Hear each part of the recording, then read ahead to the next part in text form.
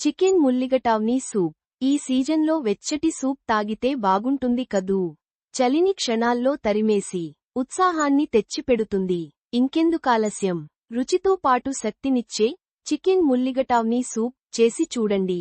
కావలసినవి: వెన్న 2 టేబుల్ స్పూన్లు, నూనె టేబుల్ స్పూన్, ఉల్లి, క్యారెట్ ముక్కలు, కొత్తిమీర తరుగు అర కప్పు చొప్పున, బిర్యానీ ఆకులు 2, మిరియాలు చెంచా, మిరియాల పొడి అర చెంచా, కరివేపాకు 4 రెమ్మలు, ఎముకలు లేని చికెన్ తొడ ముక్కలు అర కిలో, నీళ్లు 2 లీటర్లు, చికెన్ స్టాక్ లీటర్, ఉప్పు రుచికి తగినంత, క్రీమ్ 50 గ్రాములు, చిప్స్ టేబుల్ స్పూన్.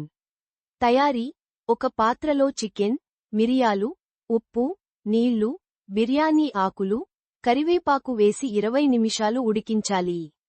చల్లారాక వడకట్టి చికెన్ ముక్కలు, నీళ్లను, చికెన్ స్టాక్ వేరుచేయండి.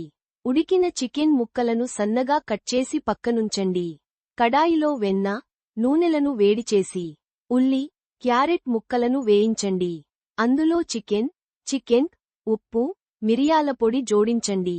మూతపెట్టి సన్నటి సెగమీద అరగంట ఉడికించండి.